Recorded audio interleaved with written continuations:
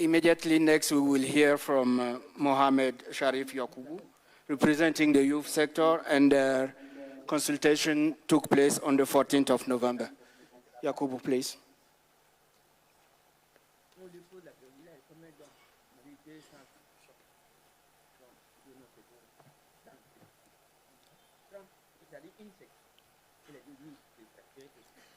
Your Excellencies, Heads of State, fellow young African leaders, distinguished guests, it's a great pleasure to report to you on the Continental Youth Consultation on positive masculinity and ending violence against women and girls.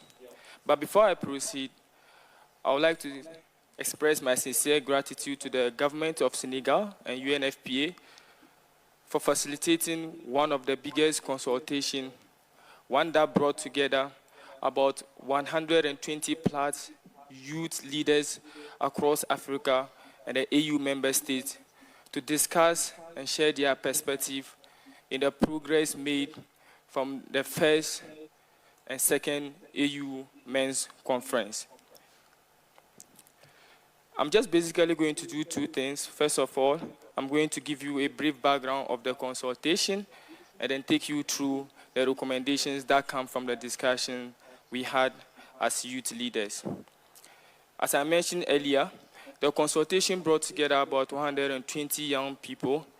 The aim was to provide recommendations for consideration in drafting the African Union Convention on Ending Violence Against Women and Girls.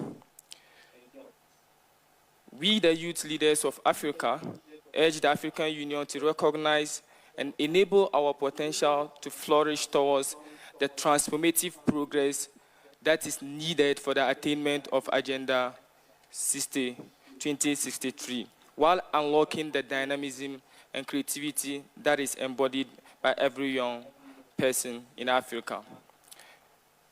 The participation included youth groups across Africa, where we had moderators who helped in moderating two different sessions, the plenary session and a breakout sessions.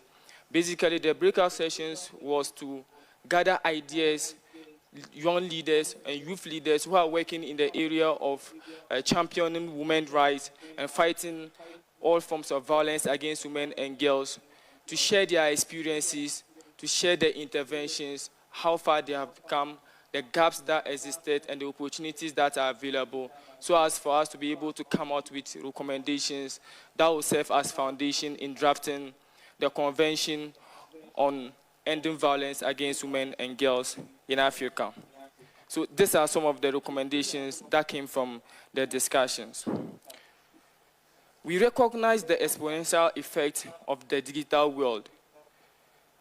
We cannot underestimate the risks and vulnerabilities that young women and girls face online. And that is why we, the youth leaders, believe that raising awareness of cybercrime and online violence against women and girls be incorporated into policy and lawmaking.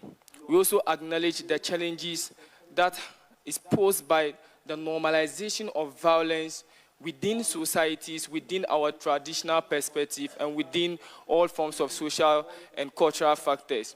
And that is why we, again, propose that government of nations should provide support for educative programs, one that directly targets young men and women while giving them the opportunity, providing them with a comprehensive understanding of what constitutes violence against women and girls, for us to be able to have a safe environment for them.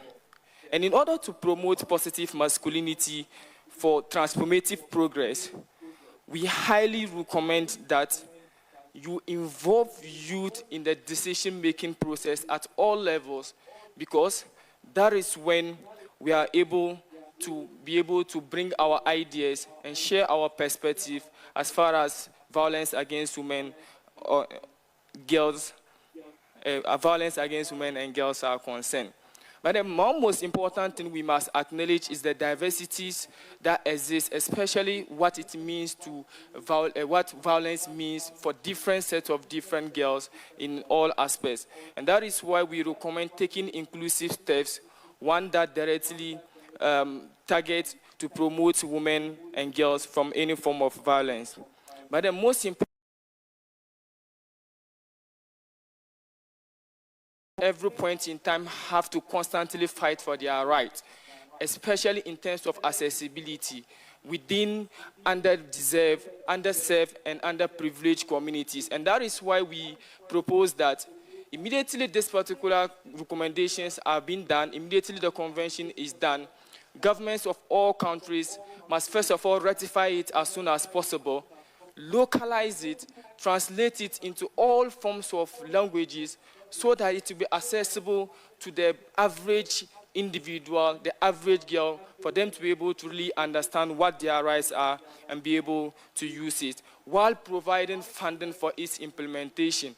And I cannot emphasize more the importance of sourcing both domestic and international sources of funding for its implementation, especially with regards to initiatives that are targeted in promoting positive masculinity, in ending violence against women and girls. We also think that advocating for justice and support, especially in terms of legal frameworks, one that directly is survivor-centered, in order for them to be able to get things like counseling, hotlines, and all forms of medical support they need. And for you as government and for you as African Union leaders to guarantee our action in the development, and we propose that to the framework so that we'll be able to you'll be able to guarantee our participation in that regard. But then we also think that comprehensive legislation should be in place, one that directly criminalizes all forms of violence, and ensuring and enforcing that perpetrators are accountable for their actions. But then we are all aware of the importance of data in bringing out policies that are evidence-based and interventions that directly reflects the situations on the ground. And that is why we also propose standardized methodologies and indicators to collect and analyze gender disaggregated data. This is to be able to inform the evidence-based policies and intervention we had. And then finally, we think that quality services are very important for survivors of gender-based violence, and that is why we propose that including economic empowerment programs and supporting the safe reintegration of survivors into our society is very crucial, and governments must take it as one of the important things in their discussion. In conclusion, ladies and gentlemen, there are two things we need to note. The first is that this particular youth declaration on positive masculinity in youth leadership represents a powerful commitment from the young leaders of Africa to foster a culture of respect, equality, and empathy. Together, let us forge a path towards a continent where youth leadership is synonymous to compassion and empowerment. I therefore call on everyone here, especially the African Union leaders, to heed to the collective voices of young people. And I end here by giving you a quote from William James, an American philosopher, who once remarked that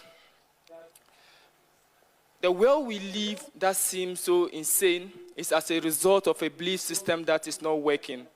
To perceive the world differently, we must be willing to change our belief system. Let the past slip away, expand our sense of now, and dissolve the fears in our minds. Fellow men, young women, and girls, we have to act now. Thank you very much for your time. Thank you.